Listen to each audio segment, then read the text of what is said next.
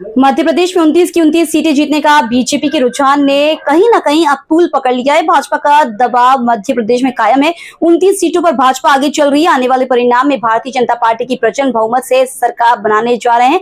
गुंजन चौकसी का कहना है कि जनता ने विपक्ष को जो पटकनी दी है वह उनके ही कर्मों का फल है। कांग्रेस ने लगातार महिलाओं का अपमान किया, जिसको लेकर जनता ने उन्हें जवाब दिया है।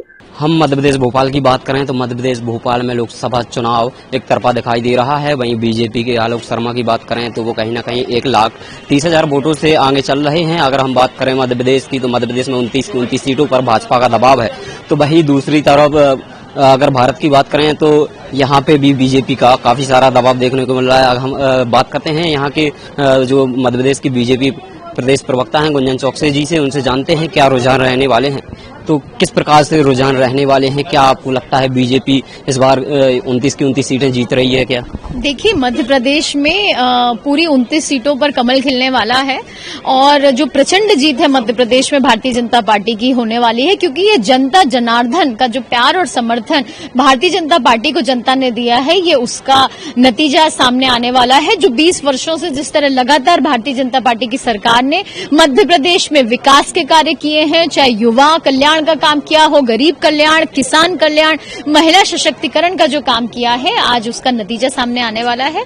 और मध्य प्रदेश में जो 2003 के पहले का प्रदेश था, जो कांग्रेस शासित जब प्रदेश था, जब बंटा ढार करके रखा था दिग्विजय सिंह जी ने, आज उसका जवाब फिर से प्रदेश की जनता दे रही है। कांग्रेस को जिस तरह कांग्रेस में जीतू पटवारी जी ने अध्यक्ष बनते से ही कांग्रेस को पूर्ण रूप से विफल पार्टी बनाया, अस्तित्व खो दिया, वजूद खो दिया, आज मध्य प्रदेश की जनता ने ये कांग्रेस को करारा तमाचा दिया है। जिस तरह उन्होंने महिलाओं का अपमान लगातार करते आ रहे हैं, आपने देखा होगा कि पिछले कुछ दिनों से अगर अखबार की पहली खबर यही होती थी कि आज कांग्रेस के किस नेता ने महिला के लिए कितने अपशब्द कहे, और इसी पर टिप्पणी करते रहे। आज देश की और मध्य प्रदेश की महिलाएं कांग्रेस को तमाचा देने वाली हैं और ये जवाब देने वाली है कि महिला अपमान अब प्रदेश की महिलाएं नहीं सहन करेंगी। गरीबों का जिन्होंने जीतू जी कह रहे हैं कि इंडिया गठबंधन की सरकार बनने जा रही है।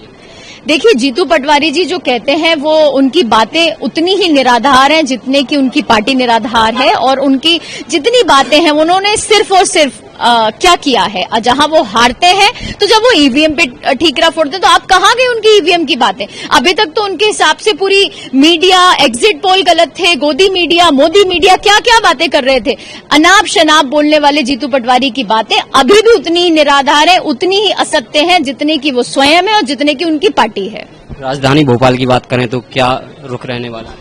देखिए, राजधानी भोपाल में तो मैं अभी से अग्रिम शुभकामनाएं देना चाहूंगी हमारे आदरणीय आलोक शर्मा जी को, क्योंकि प्रचंड जीत के साथ आलोक शर्मा जी कमल खिलाने वाले हैं और भोपाल को एक बहुत अच्छे आलोक भैया के नाम पे एक सौगात मिलने वाली है सांसद के रूप में।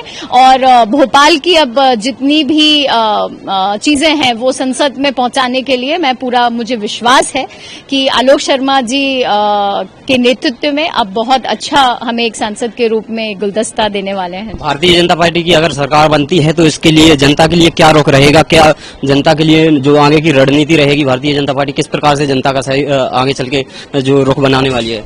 देखिए, गिनती तो आज शुरू हुई है, लेकिन आपकी जानकारी के हिसाब से आपको भी पता होगा और दर्शकों को भी पता होगा कि अभी 2 दिन पहले ही हमारे माननीय प्रधानमंत्री मोदी जी ने एक सभा बुलाई थी, बैठक की थी, और उस बैठक में 125 दिन का आने वाला रोड मैप तैयार किया है और पूरे 125 दिन युवाओं को समर्पित किया है। तो देश के युवाओं के उत्थान पे सरकार काम करेगी, महिला सशक्तिकरण पे सरकार काम कर रही है, आगे भी करती रहेगी।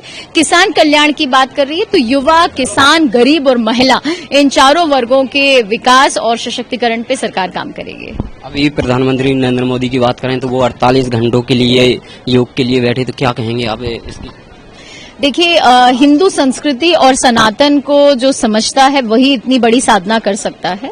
तो सनातन और हिंदू संस्कृति को भारत में फिर से जिसे कहते हैं एक उसका उजाला जलाने वाले हमारे यशस्वी प्रधानमंत्री नरेंद्र मोदी जी को मैं बहुत साधुवाद करती हूं। जिस तरह उन्होंने प्रभु श्री राम मंदिर का निर्माण किया, जिस तरह उन्होंने सनातन और संस्कृति का डंका पूरी दुनिया में बजाया। आज हम देखते हैं दूसरे प्रदेश के जब दूसरे देश के लोग जाते हैं। और जब हमने पिछले बार देखा था मीट के समय कि ऋषि सुनक जी जिस तरह मत्था टेकते हैं, जिस तरह सनातन के लिए संस्कृति की भारत में पूरी दुनिया में बात होती है, तो वो मोदी जी की देन है। जिस तरह मोदी जी ने हमेशा से धर्म की बात की है, तो मैं उन्हें यूपी में अखिलेश का दबदबा देखने को मिल रहा है।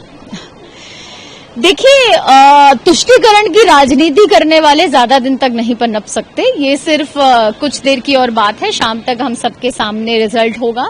और जनता जनार्दन इसीलिए कहा जाता है जनता को, क्योंकि जनता जनार्दन सिर्फ धर्म के साथ है, विकास के साथ है, और परिवारवाद और भ्रष्टाचार और अधर्म और तुष्टीकरण की राजनीति करने वालों को बाहर का रास्ता दिखाएगी। ये थे हमारे साथ प्रदेश प्रवक्ता गुंजन चौकसी जी, जिन्होंने बताया है कि इस बार भारतीय जनता पार्टी 29 की 29 सीटें मध्य प्रदेश में जीतने वाली हैं। तो वहीं बात करें भारत देश की, तो इसमें भी भाजपा का बड़ा दबाव देखने को मिल सकता है। उनका मानना है कि भारतीय जनता पार्टी बहुमत मतों से यहाँ अपनी जो विजय हासिल करने वाली है, क्योंकि लगातार जिस प्रकार से यहाँ इंडिया गठबंधन का दबाव देखने को मिल रहा था, लेकिन अब की बार भाजपा सरकार फिर से विजय होने वाली है, ये गुंजन चौकसी का कहना है। तो वहीं यूपी की अगर हम बात करें तो उत्तर प्रदेश में अखिलेश यादव का दबाव है, लेकिन गुंजन चौकसी का कहना है कि तुष्टीकरण की राजनीति में ज्यादा दिन ये इस प्रकार के नेता टिक नहीं सकते हैं। कैमरा पर्सन ललित के साथ में सतीश रजक, तांडव न्यूज भोपाल।